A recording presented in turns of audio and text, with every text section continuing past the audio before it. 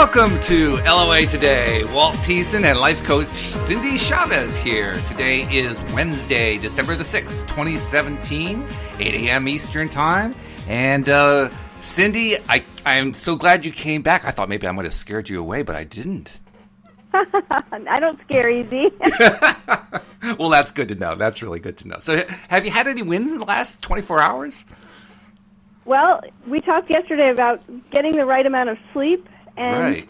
I think the science said that for happiness, 7 hours and 6 minutes. Yes. I got 7 hours and 6 minutes. Oh, you timed last it. Night. No, I just know that I slept well last night, and I took that for granted for a long time until I went through a period where I had some insomnia and I wasn't sleeping well, and like a good night of rest just feels magical. So that's my recent win, is that I slept really well last night. That's fantastic, actually, and I agree with you. The importance of sleep can't be overrated. You have to have enough sleep. I mean, for some people, perhaps you can get too much sleep, but I think for most people, it's a lack of sleep these days because everybody's living these high stress, aggressive, very very busy lives, and you need to have that downtime. You need to have that time to let your body and your mind just unwind and just.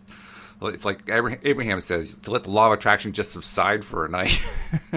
So I'm glad you're getting to sleep. That's great. That's a good win. What about you? What's your most recent win? Oh, wow. Let's see. The last 24 hours, I mean, every single day since I've started doing the daily podcast has been an adventure, often ironing stuff out, things that aren't working properly, and there's still some things that aren't quite right, but I'm just working on them one at a time and so forth.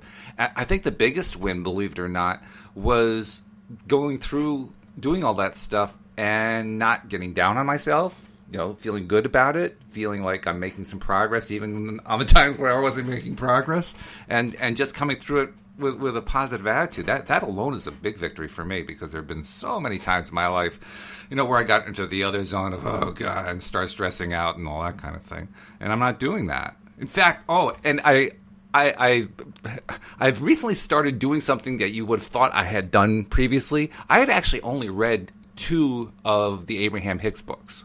I've read... Oh, wow. I've read Ask and It Is Given and Money and the Law of Attraction, but there's like 3 or 4 others that I hadn't even looked at.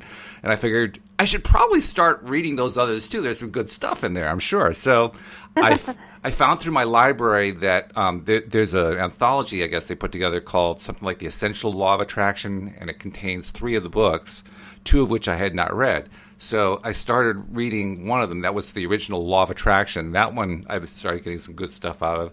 And then I got The Vortex. The Vortex was actually in my library, which was really a surprise. So I got The Vortex out, and I started reading that last night. And I came to a section of it that this is not the way that it said it, but this is the way it worked it in my mind. It was talking about relationships. It was talking about how in relationships you want to get yourself into a place of balance before you try to take a step with the relationship. And what I heard in my head as I was reading it was, before you take any step with anything you want to do in your life, you want to bring yourself into balance. So if you want to, sit down to do some work, you want to bring yourself into balance first. If you want to go make a sandwich, you have to bring yourself into balance first. And when I thought about it that way, it was like, oh my God, I'm supposed to be doing this all the time, not just a lot of the time throughout the day, all the time. That was a revelation. That reminds me of one of their methods or tools that they call segment intending. Okay. Where it's, they say a segment can be anything. It can be, getting ready in the morning, or it can be hopping on a phone call like now, or it can be, any segment of time. But it's like you said, it's like, okay, I'm going to go in and make a sandwich, or I'm going to go in and do this. And it's being conscious about making an intention for that next segment of time. Mm-hmm. And I remember when I heard that, I had taught a class one time about conscious intentions, and I wasn't even speaking about segment intending, but when I read that, it's like, oh, that's sort of the same thing. It's just like, okay, sitting down here, and you said, like, bring yourself into balance. Sitting down here, I'm going to pick up the phone. I'm going to take a deep breath, it's like grounding yourself, and then intend, okay, this is going to be a great call. It's like this conscious, doesn't have to take a long time or be complicated. It's just being conscious about what your next step is and how you want it to turn out. And I had a member of the class say that changed her life more than anything. Like, she wrote me an email a few weeks after the class and said, I've been making conscious intentions just quickly for like everything, and it's changed my whole life. That's fantastic. Of all their books, The Vortex is the one book that I don't think I have read. I think I've read everything else. So, and it's on my shelf. I just haven't picked it up yet. It's funny how we put these things off, but yeah, it's a small book compared to the others. It's not all that thick, but yeah, it just never got around to it. But I have made a commitment between now and sometime early next year. I'm going to have read all the books, or at least all of the non-children books. I'll probably read the children's books at some point, but I'm just trying to do the adult books right now. I forgot they had children's books. I've heard good things about them. I think the main character is Sarah, and I believe there are 3 of them. But I don't really know much about the story other than it's written for a child's perspective.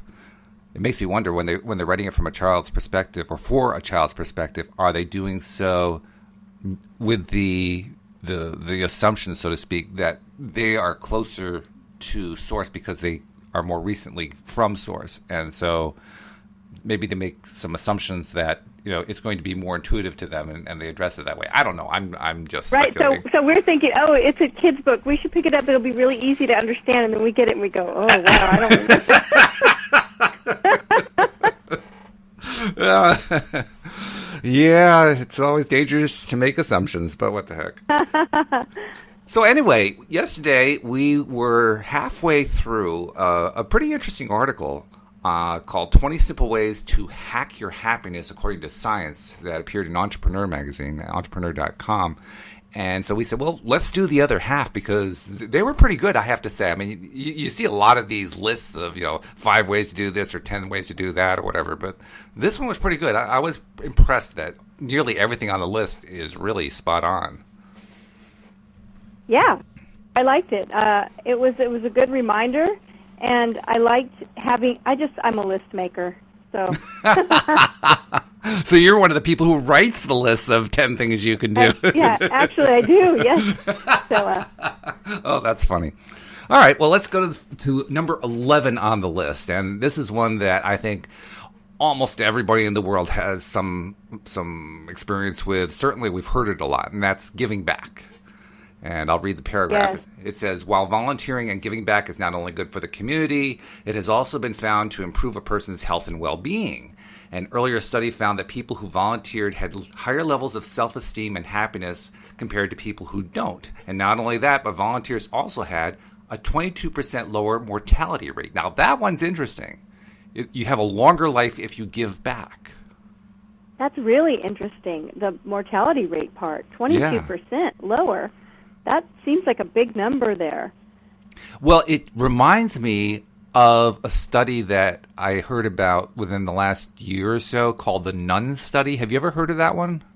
No.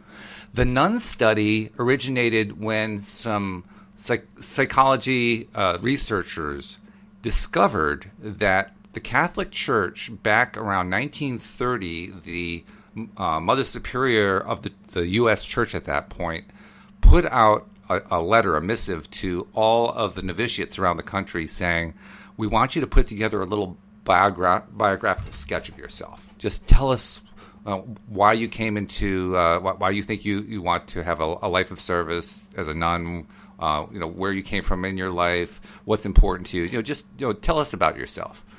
And a large proportion of them, of course, did that. And interestingly enough, most of them were saved and filed away over the years. So that when these researchers found out about it, they inquired with the church, could we get a look at them? And they got arrangements to look at the ones that were filed with 2 particular centers. I think one was in Maryland and the other one, maybe Colorado. I can't remember where they were exactly.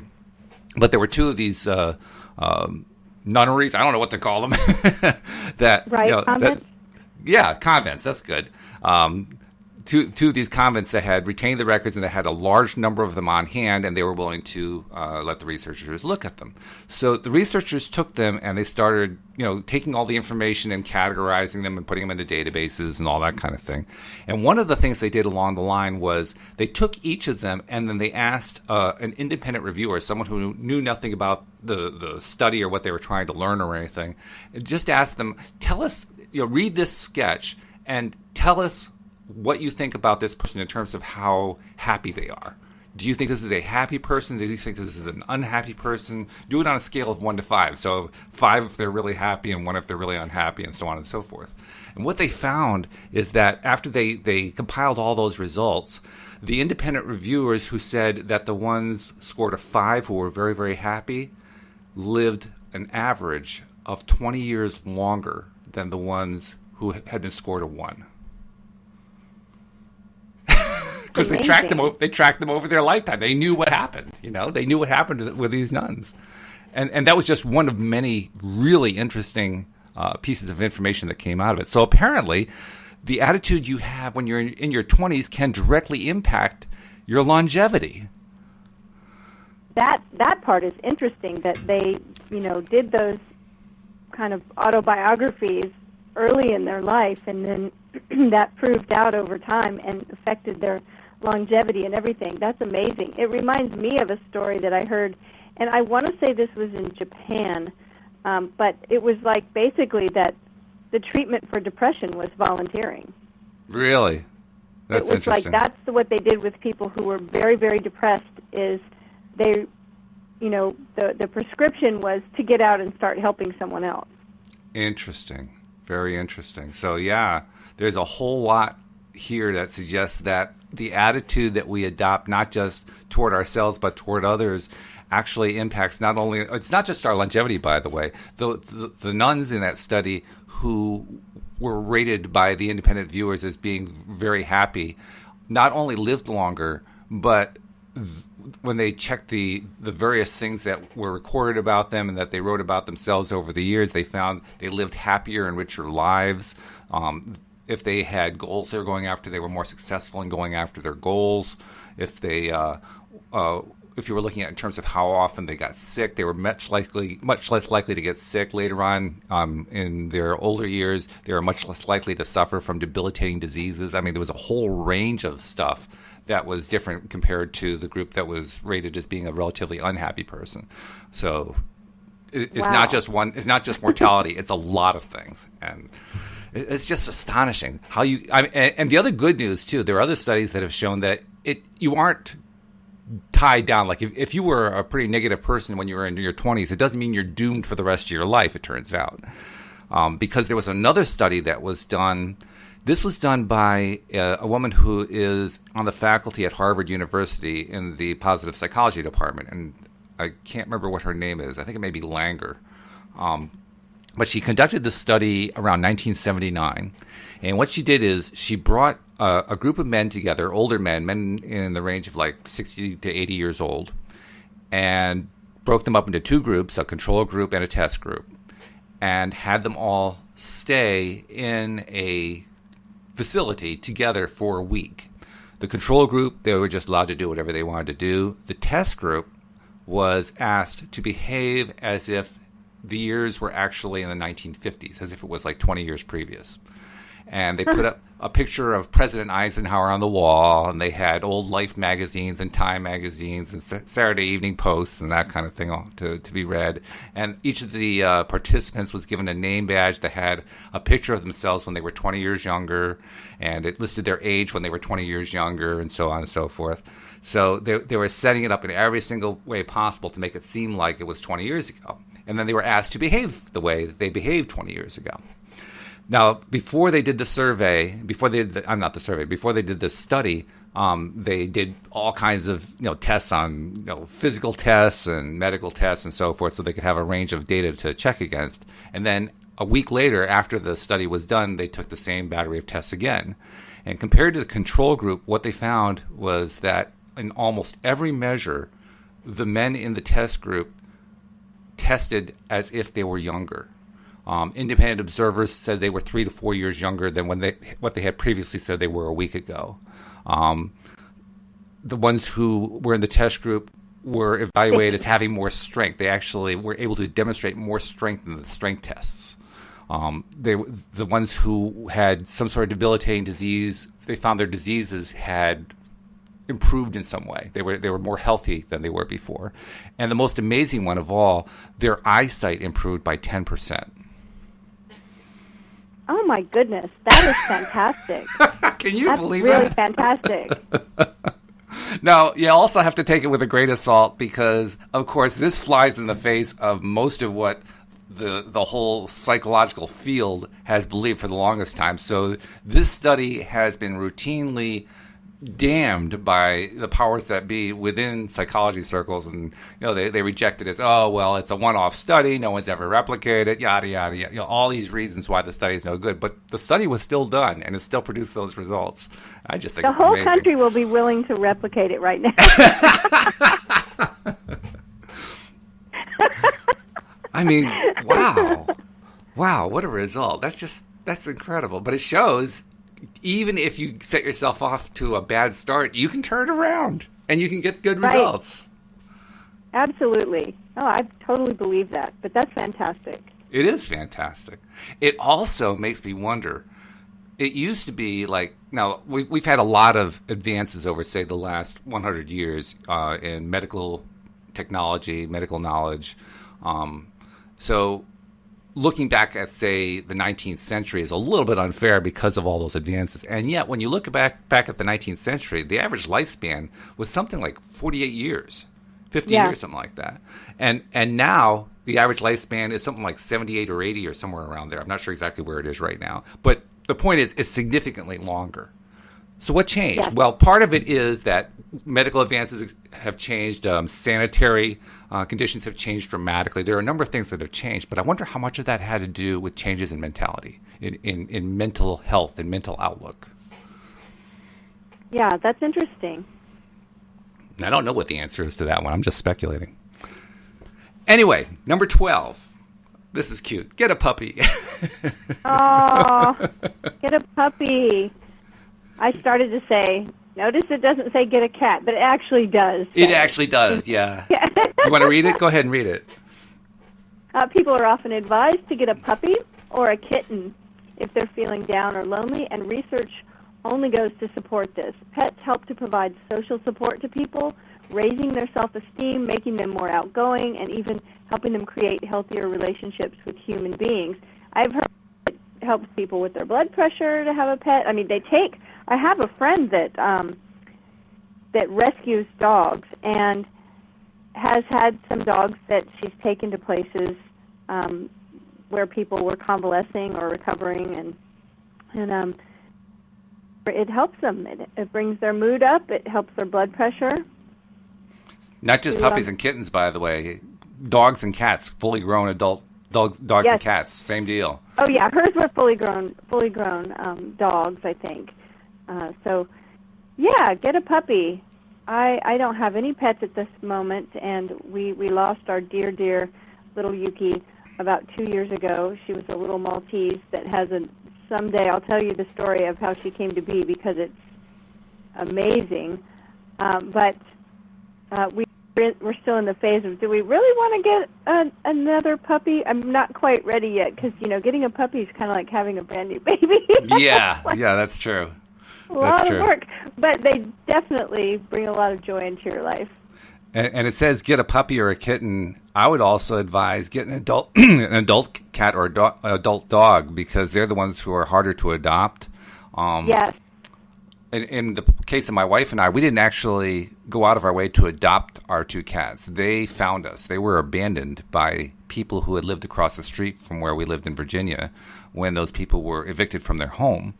And we didn't know that. We found out about it we assume it was about a month later. We're not 100% sure, but based on conversations we had with the new neighbor who moved in and so forth, we kind of pieced together that was likely when they moved out. So they'd been on their own for about a month outside. And fortunately, it was summer. So, while they were hungry, they weren't, freezing to death. But the point is that one of the cats, who we ended up calling Joy, came to our property, came across the street, and was kind of poking his nose and seeing, can I find any nice people over here? And mine came to me the same way, so that's interesting. Oh, okay. All right, yeah. And Harmony was the other one. She was the one that almost broke my heart, because you can see how she might be described as the runt of the litter. She was small. She was really thin. She was rail thin.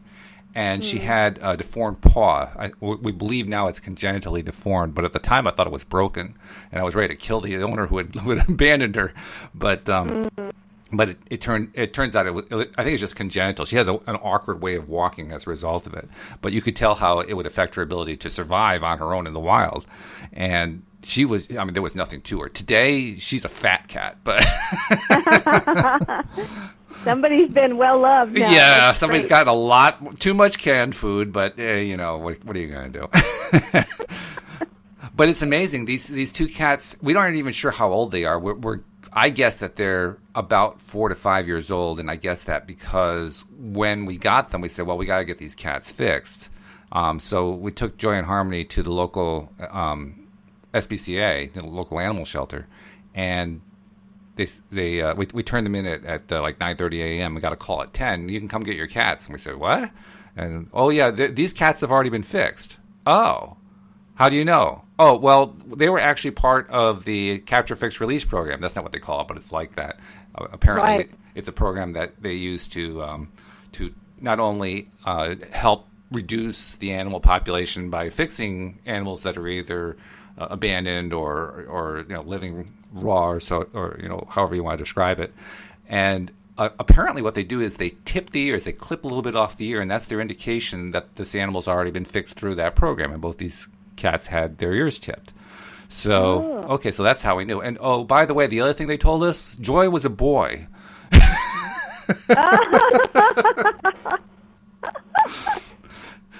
That's great. And I'm the one who decided, let's keep calling him Joy, because he really is joy. He is a joyful cat.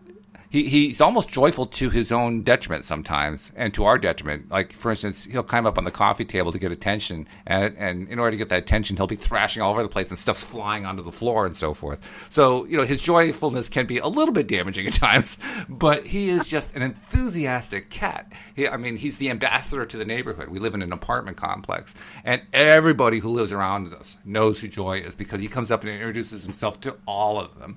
So, he's a joyful cat. He's got to be Joy. Even though he's male, he's got to be Joy. Well, see, that was supposed to be the name, and so you had to be kept from that little secret until you gave him the appropriate name. So, Joy and Harmony. But yeah, having two cats come into our lives, especially since we weren't really expecting to have them, has been enormously good. And we've both had cats in the past, so it's not like it was a new experience to have cats. But, there are so many different ways that they just pick you up during the day, just by being who they are. Yeah, that's a good lesson to us, is that they don't try to be anything they're not. That's true. Yeah, that's really true. So yeah, get a cat, get a puppy, get a dog, get a kitten. It pays off. It's worth it. And yeah, you have to take care of them, but it's worth it. It's still worth it. It's worth it. I agree. It's worth it. Number 13. This is one of my favorites, because I do this one a lot, and it really helps me a lot. Listen to music. And the only thing I would qualify it is, of course, they actually say so here. You can't just play any old songs. They say you want to play upbeat music. I would add to that, play upbeat music that has nice lyrics, or at least not nasty lyrics. Because there are some upbeat tunes that have some really, kind of lyrics. You got to have the good lyrics to go with the music, because if you have both, that is incredibly powerful. At least it is for me. I don't know about you, and I don't know about others, but I actually have a playlist of positive songs that I've loved over the years that had a very positive feel to them. They were upbeat, they nice, pleasant melodies and so forth. Currently, it's about 35 on the list, but I want to add to it over time. But anyway, I have it on my iPhone, and I play it with headphones as I do my daily walks. So as I'm out there, I'm walking and I'm feeling the music and I'm hearing it and I'm hearing these positive lyrics, and it's amazing. After like 20 minutes of this, I get this silly smile on my face that I don't even know I'm wearing. I love that. Well, it definitely music feeds our soul. It does. And the other thing about music, like lyrics, is that words and music are different parts of the brain affected, right? So right. It's the reason why advertisers make jingles. Oh, yeah. It's because it gets in there. And so we can use that, the knowledge that when we're listening to music, we're using both sides of our brain, so that's brain power there. Mm-hmm. And if we're careful to choose lyrics that are, life-affirming, and that in, it's a great way to bring our mood up and to hack our happiness. Oh, in a huge way. The thing that truly amazed me, I mean, I've always been musically oriented. My best sense is my auditory sense. I was a musician. You and I talked about that before we started the show today. But music has a tremendous impact on my nervous system. And I've often wondered if it has just as much of an impact on other people's nervous systems. Because if it does, man, I don't know of anything that works better than hearing good music that has nice lyrics, or if it's just music alone, just nice music, pleasant melodies, and so forth. I don't know of anything that does more positive stuff for the nervous system than music. So talk about that. What do you recognize when you're listening to it? What do I recognize? All I can say is my mood lifts. I mean, excuse me. When I first started exploring the law of attraction, I had a lot of difficulty shifting my mood. You know how Abraham talks about going for one step better and feel, just reach up for one more step and so forth. I had a lot of trouble doing that. So it's taken me quite some time to learn how to do that deliberately. But with music, I mean, if it's a 10-step scale from depressed to exhilarating happiness, instead of going for one step, just by listening, I'll go up 4 or 5. That's how powerful it is. It just shoots me up the scale. And I don't have any other activity that I can think of that does that as dramatically as music does. So, I mean, that gives you an idea of how strongly music affects me. I think I feel anyway, like that must be true for most people. I remember being in coaching school, and we would all be together, and then you're in a chair and you're listening to a lecture, and even if it's really exciting, it's still in an hour everybody needs to get up and stretch and move around. We used to call it an energy break, just to right. get up and move around. And one of the instructors would always flip on this playlist, and my gut instinct is that it's similar to your playlist, right? Yeah. We were all there getting certified to be coaches, so we're listening to upbeat music that's got a happy vibe to it. And the effect on everyone would be almost instantaneous. It's like, 30 seconds in, people are dancing and smiling, and it just happens so fast all the time. And I noticed that with myself. And I think that I don't listen to music enough, and that's really weird for me to say because for years I was a singer-songwriter, and I love music. But sometimes I get in this place where I really also enjoy a very quiet house.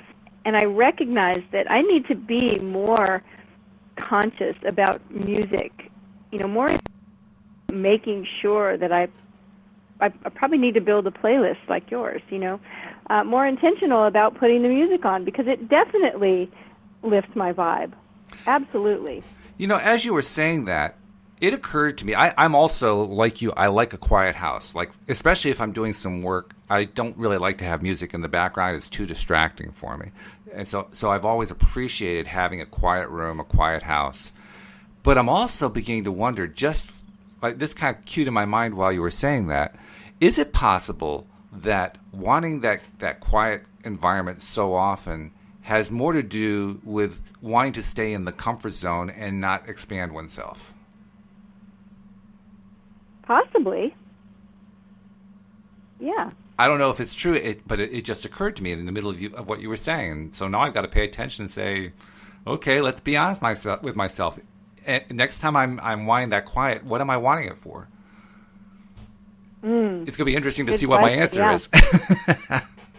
No, it's a good question. I mean, the thing is that we do like to be in the comfort zone. And the comfort zone, I think, is not correctly named because sometimes our comfort zones are not comfortable. They're just familiar. Yeah, that's probably a better word, isn't it? The familiar zone. Yeah, and so I think that, it's just familiar. And to break out of it sometimes feels like too much work, or it's just a struggle, or it's just easier to stay in what's familiar. But we find the great treasures when we're willing to break out of our comfort zone. It's never as bad as we think it's going to be. So, I'm definitely, that's got to go on my list of things to do, is to create a happy playlist. Definitely. Well, I'm glad that we encouraged you to take a step. That's good. Yay. Which goes to actually number 14, which is read for fun. And I, as I'm reading that, I'm saying to myself, I'm reading The Vortex for the first time. I'm reading The Law of Attraction for the first time. Those two books I hadn't actually delved into. Am I reading them for fun? And I know I'm reading them because I need to learn what's in there. I think I probably am reading them for fun, which is a weird thing to say. Because it says, when was the last time you read something just for fun? Yeah. Well, we all feel too swamped with work or too tired for leisure reading. Research from the University of Liverpool's Center for Research into Reading, Literature, and Society found that reading made people feel happier and more satisfied with lives overall. And it's also been found to be a great stress reducer, too. This is interesting. Reading for fun. When I think of reading for fun, it's got a twist to it, because I love to read. And when I'm reading a Law of Attraction book, or I'm reading a positive psychology book, or I'm reading a book on, anything metaphysical or even esoteric, in my mind, it's in the work category. I have fun with what I do. It's still not in the category of something I read for leisure. I think that's a better word.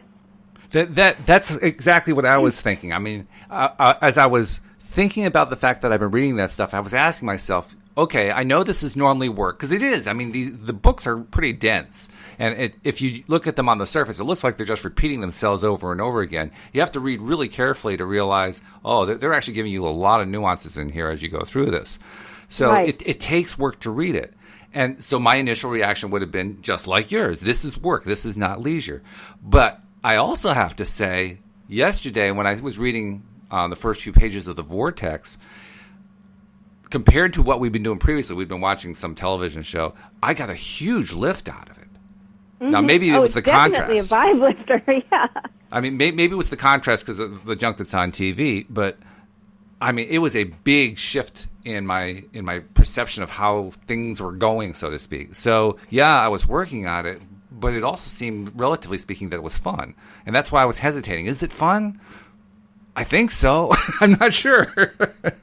Well, what's interesting is I realized at some point that when I ask people that I'm working with, that I'm coaching, if they are a kind of, I guess, a type A personality, workaholic, whatever you want to label that, somebody that's very, very intent with work and doesn't allow themselves to play a lot, I will say, do you read fiction? And the answer usually is no, but it's not just no. It's like, no. It's like, of course not, because in their mind often it's a waste of time. And I realized that, maybe that's what I need to do to expand that area of my life where I'm fun and leisure and just doing something just for the pleasure of doing it, not because it's going to add to my knowledge for my business or because it's going to have some effect on my health. Just for the pure pleasure of doing it. And so I actually started reading fiction more. And what I noticed was this. We talk about getting good sleep. That was on our list yesterday. Mm-hmm. They say, the science is saying now, that the blue light from our phones and our computer screens really messes with our sleep cycle. And anything that you're reading now about sleeping is going to tell you, put the phone down, turn the screen off at 8 o'clock or 9 o'clock at the latest, and read before you go to sleep. So I'm reading before I would sleep, but when I sleep best, it's when I'm reading fiction. And I think it's because when I'm reading something that in some way I can work into, knowledge for what I do, my brain is in that kind of work mode, like memorizing it and like really taking it in. It's a totally different experience than when I'm just reading a book for the fun of it. Well, I don't know if you realize it, but you just addressed two of the points on this list at once. Not only did you address number 14 about read for fun, but look at number 20. Put your phone down. There we go. Yeah. We were talking about that earlier, about gamification and game theory and the Skinner box, and with the phone, I hear it's the same thing. I actually read something yesterday where someone said that they were addicted to their phone, and I kind of felt, oh yeah, I probably am too. Until I read the article, I was like, yeah, no, I'm not addicted to my phone like that. This was somebody that just pretty much had let their whole life pass them by because they just staring at the phone all the time. Right. But how they broke the addiction was that they went into their settings and they changed their phone to grayscale. Oh, that's a So clever there's idea. no color on it. Yeah. And they said everything that you look at on your phone, that it's all those colors, they affect your brain. If we only knew how powerful our minds were, we would just be walking on water. Yeah. Well, we're learning. But We are. Yeah, I have to say I'm not addicted to my phone because, first of all, I don't always have the most up-to-date, latest phone. I could care less about that. And secondly, I use my phone just, to reference. If I were to add up the amount of time I spend on my phone every day, it's probably about 15 minutes. It's not that much at all. That's great. Because I just don't want to. There's nothing there that really attracts me. So I'm always fascinated by the people who are addicted to it. It's not in my way. Like I said, when I read that article, I was like, oh, no, I don't have this problem.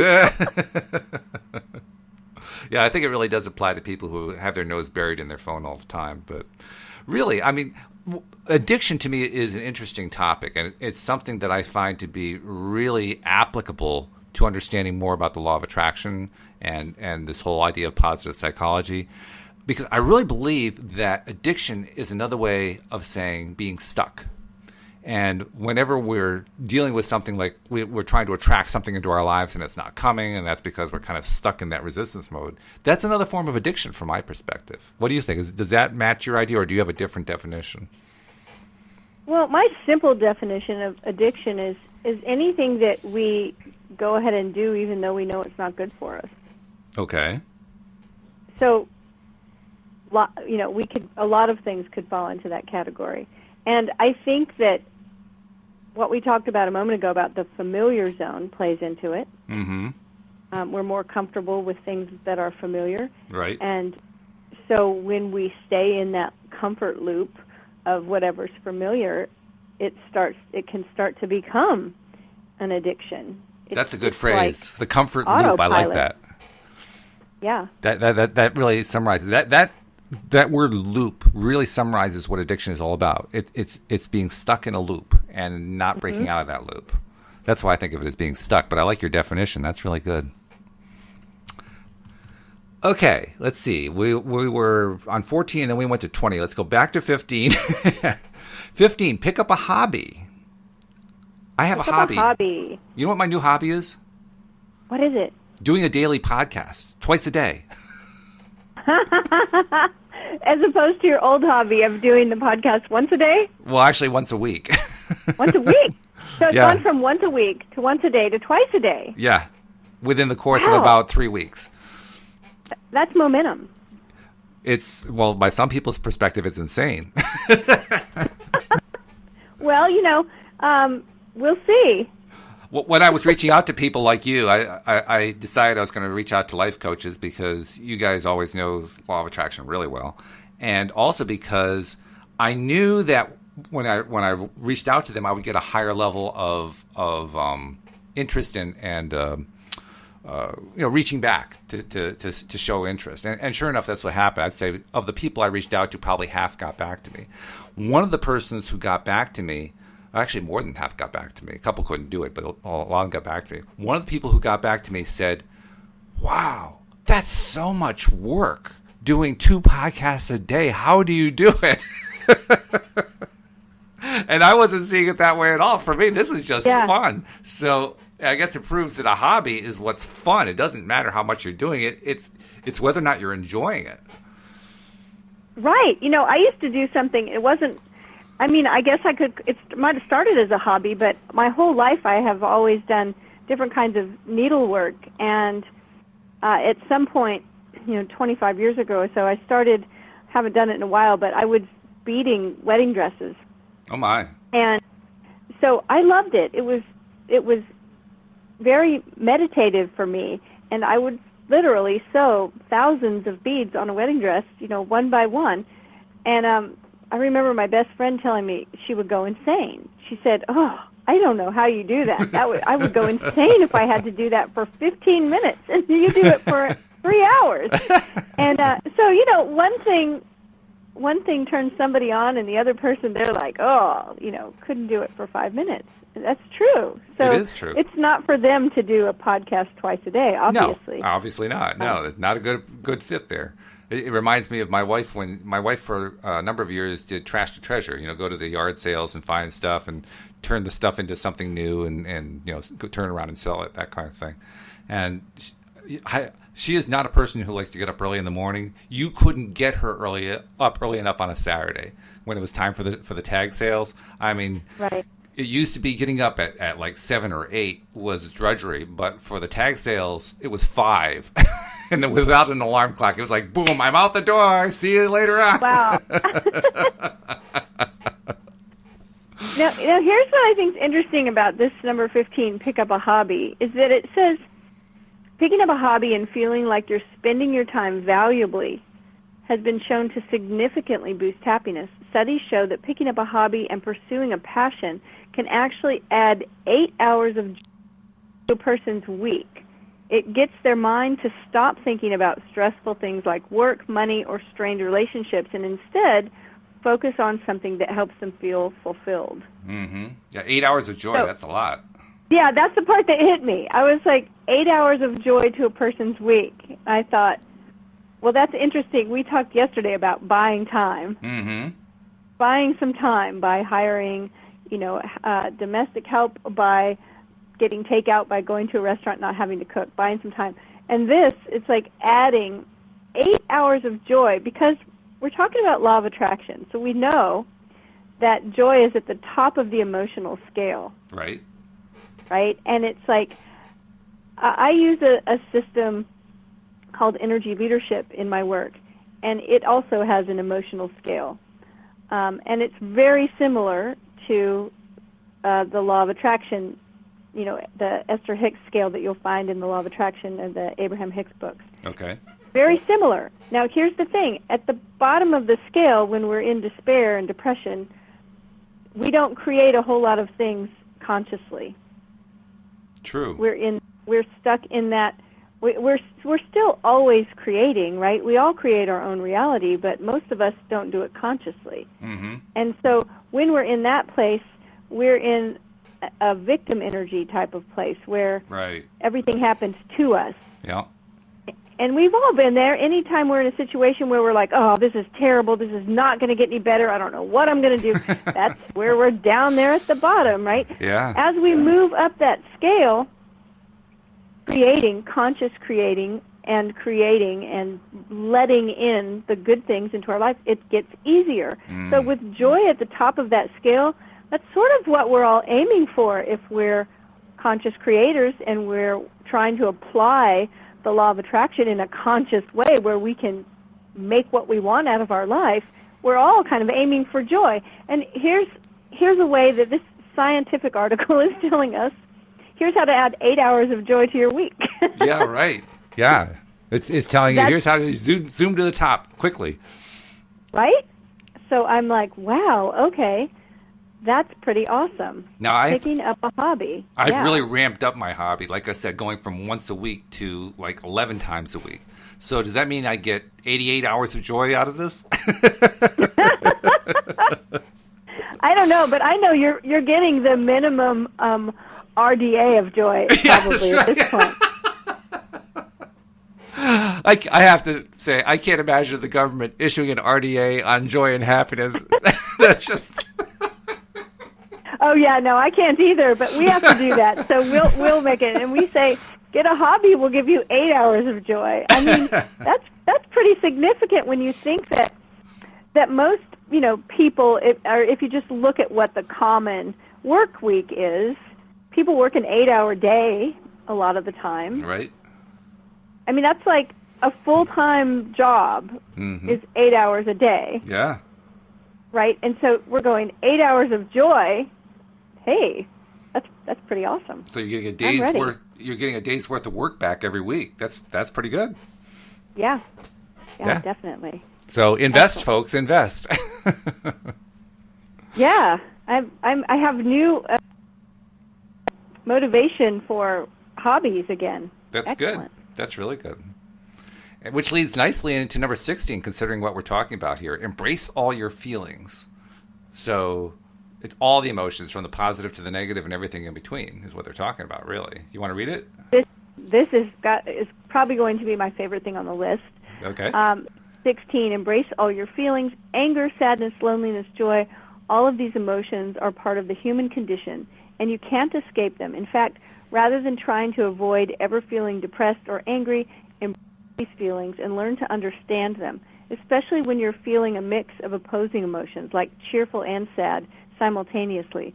One study found that a mixed emotional experience, for example, someone might say, I'm sad that my pet passed away, but I'm happy I got my dream job, actually heightens a person's well-being and overall life satisfaction.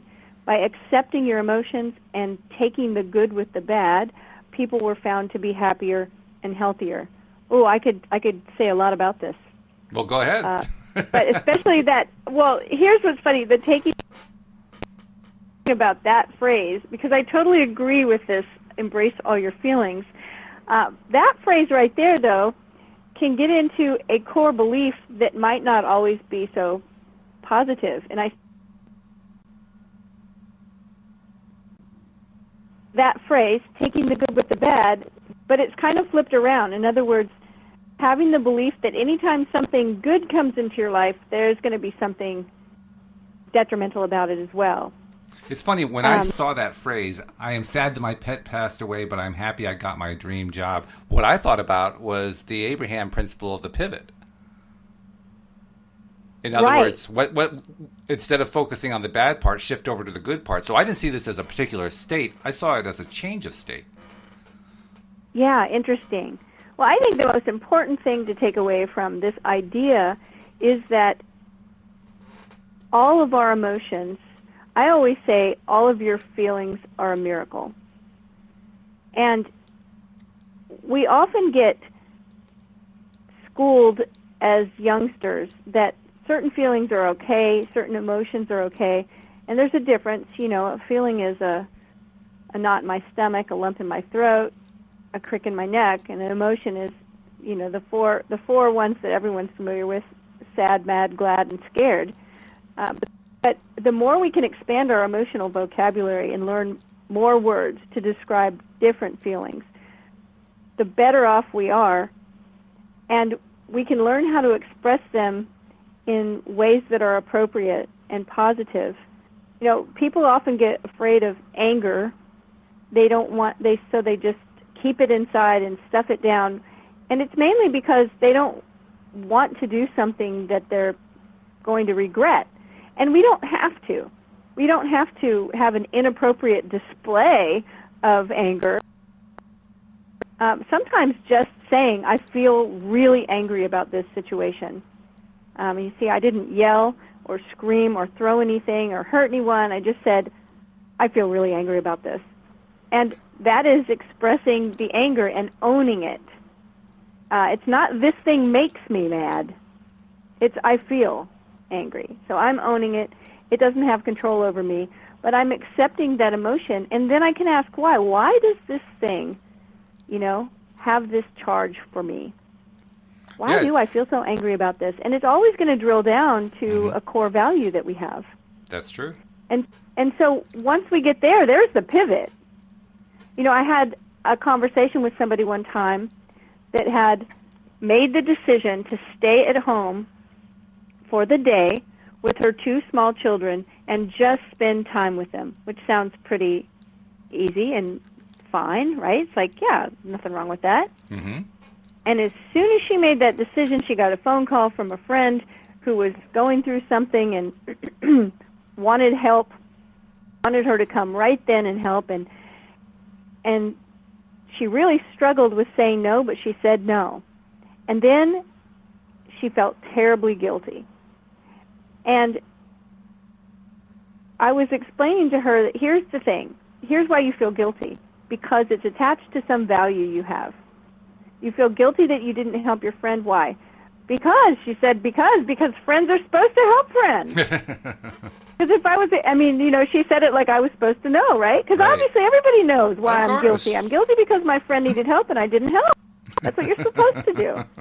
And so I said to her, okay, so you have a really strong value around being a great friend. And just that statement started to turn her where, oh, yeah, it's from the bad, uncomfortable, feeling. I rather say uncomfortable feelings are bad. They're all just giving us valuable information. But it's that pivot from, feeling guilty or angry or frustrated to recognizing why and recognizing that, oh, I just have a really strong value around this. Okay, so how can you stay home with your 2 little children today and also value and honor your value of being a great friend? There's always a way. Yeah. There's always a way to still honor the value and also, do the thing you want to do. Right. And so I think that because I talk to so many people, I talked to someone once and said, when's the last time you got angry? Oh, I don't get angry. Yeah. So look, we all have things that happen or things we experience that actually really should give us. And when we find it and we're okay with it, we recognize it's just human emotion. Like this article says, it's just part of the human condition. We can't escape that. We need to just be honest with ourselves and accept those things. When we do, we're on our way to working ourselves up that emotional ladder to that place of joy. Yeah, to me, the real question is, when you're feeling the negative emotions, do you want to stay there? If you want to stay there, then that's going to be pretty easy. If you want to move away from them, doesn't mean you have to reject them as something terrible. It means you need to get them out so you can release them, because releasing is really what we're trying to do here. We're trying to release this anger and get it out, release the sadness, release the loneliness, release the despair, the depression, and so forth, so we can move to the area of the range that we want to be in. And you can't get there until you release it. But if you're going to just keep taking steps that keep you there, well, more power to you. But it's not what I would pick. Well, it's interesting because the word emotion, I always look at it as the E is for energy. It's energy in motion. And emotions often require, like you said, movement, a release. So sadness often requires tears. What's interesting about crying is that there are certain chemicals in the body, brain chemicals, body chemicals, that need to be detoxed from our body. And the only way they can detox from our body is through tears. Oh, that's interesting. I didn't know that. Yeah. And so all of our emotions are really useful. We just have to, learn how to allow them to move. Mm-hmm. And once they do, they move through, and we release them, and they can go. But you're right, holding on to them, I don't know, that's not usually what people want to do. A lot of times people resist, like you said, like, no, I'm not going to feel this, I'm going to shut it down. And what do we know about resistance in the whole idea of law of attraction? It's that it's not that we're really just looking for non-resistance, because as soon as we're non-resistant, that's when everything starts to move for us. So resistance shows up in two different ways. It does. It shows up as attachment, and it shows up as aversion. Mm-hmm. And I always say that's the yes, yes, and the no, no, right? Attachment, it's like, yes, yes, I have to have this. I have to work out this way, this thing. I have to get this job, or I have to be with this person. I want this to happen. Yes, yes, yes. And then there's the no, no, no, I don't want that. Oh, get that away from me. No, no, no.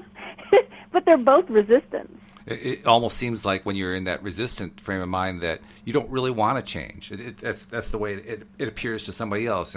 You just want to stay there, which isn't necessarily what's going through your mind. But how often do we say, I want to feel better, and then we spend the next 10 minutes talking about all the things that make us feel worse? That's exactly right. That's exactly right. It's that familiar zone again. Yep. It's a story that we've told so many times that we can just tell it in our sleep now. And so we're on autopilot, and we're going to tell that story again. And that's why changing the story is so important, right? It is. We've got about 4 minutes left, and we want to leave a little time for a couple of announcements. So let's see if we can zoom through these last three.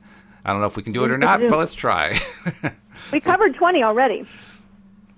We did cover 20, so we've got 17, 18, and 19. So 17 is smile, which I have to say is an excellent thing to do. It actually does work. Even if you force yourself into a smile, you actually get a little jolt of hormone that kicks into your system, the feel-good type hormone.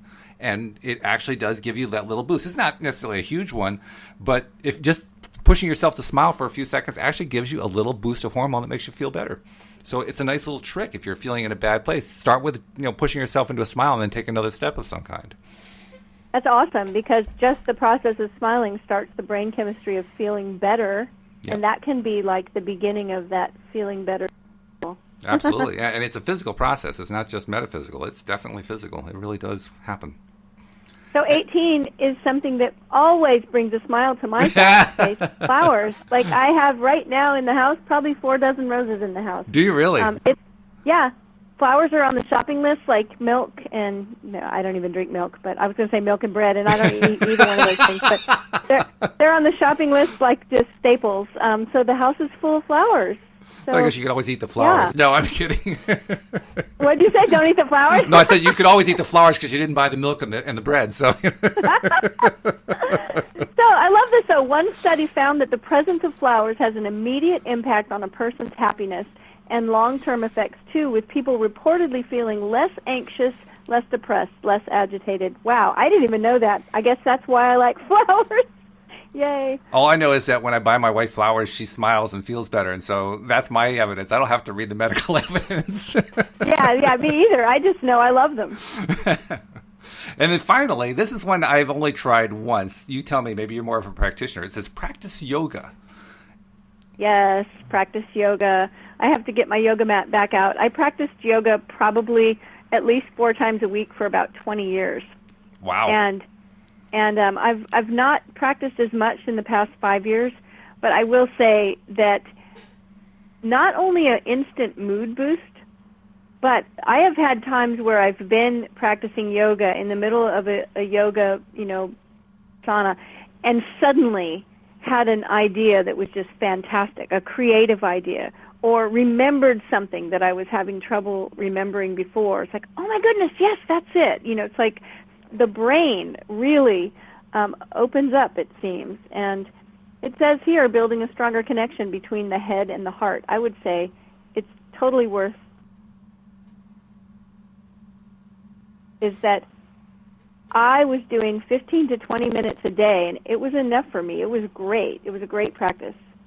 And right. When I do yoga now, I do yoga for 15 to 20 minutes. So it doesn't have to be, an hour and a half class that you have to drive across town for. Well, it can be a small yoga. We've got about 30 seconds left before the music kicks in, so I want to remind people, if you haven't subscribe to the podcast, loatoday.net. You can do it on iTunes through the iTunes Store or through the podcast, and on Android you can do it through Google Play. And Cindie, if they want to reach you for coaching, how do they reach you quickly? Oh, they find me at cindiechavez.com, CINDIECHAVEZ.com. And Joel Elston won't be with me tomorrow, but Cindie, you've agreed to sit in, so we're going to get to do this again tomorrow. That's really great. Awesome. Yay! All right. So we'll see you all tomorrow here on LOA Today. Goodbye, everybody.